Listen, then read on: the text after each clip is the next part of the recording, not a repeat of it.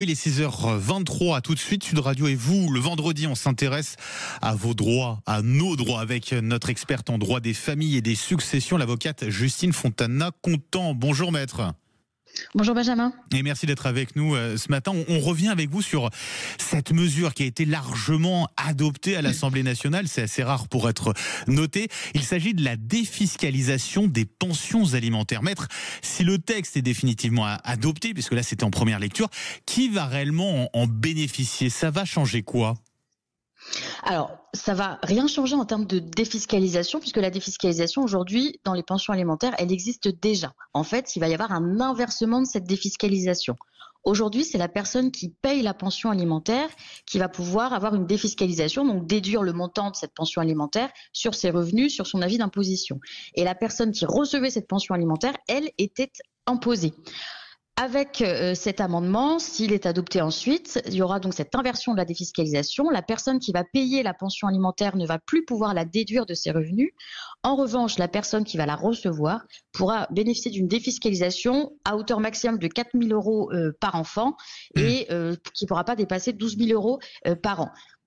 Donc ça va être le changement en faveur finalement des parents isolés, notamment des femmes qui élèvent seules leur enfant. C'est vraiment ça aussi l'enjeu. On verra si c'est adopté définitivement. En tout cas, le gouvernement s'est prononcé en faveur de cet amendement. Maître, quand on parle de pension alimentaire, c'est un terme plutôt générique. Ça comprend quoi exactement les pensions alimentaires ?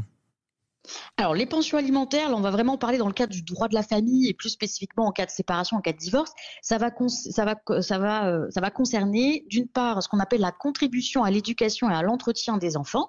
C'est une somme qui est versée par un parent à l'autre parent pour l'enfant ou à l'enfant directement au-delà de sa majorité si celui-ci n'est pas en mesure de répondre seul à ses besoins financiers. Et d'un autre côté, on a ce qu'on appelle le devoir de secours, qui est une pension alimentaire payée par un époux à l'autre époux qui se retrouve à cause de la séparation, à cause du divorce, dans une situation de besoin. Et ce devoir de secours, lui, il court du début de la procédure de divorce jusqu'à la fin de cette procédure.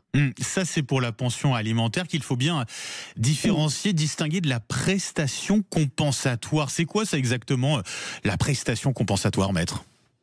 Alors, la prestation compensatoire, ça va être une somme qui va être versée par un époux à l'autre époux. Cette fois-ci, il n'est pas nécessité une situation de besoin de l'époux qui va recevoir cette prestation compensatoire, mais elle va être donnée pour compenser le changement de niveau de vie d'un époux si ce changement de niveau de vie est créé par le divorce, la séparation.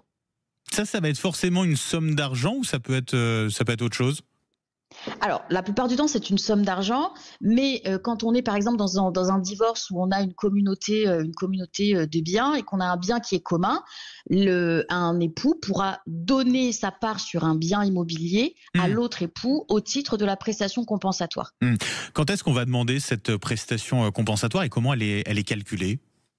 Alors, cette prestation compensatoire, on va la demander dans le cadre d'un divorce. Cette fois-ci, qu'il soit à l'amiable ou devant le juge, on pourra la demander. Il faudra justifier, bien évidemment, de la différence de niveau de vie actuel et futur des époux, puisque si en réalité, il n'y a pas tellement de différence, le divorce ne crée pas de différence de niveau de vie entre les époux, elle ne sera pas forcément accordée. Il y a des critères, notamment la durée de mariage, la situation professionnelle des époux, le patrimoine, l'état de santé, l'âge, les revenus ou encore les droits au titre de la retraite.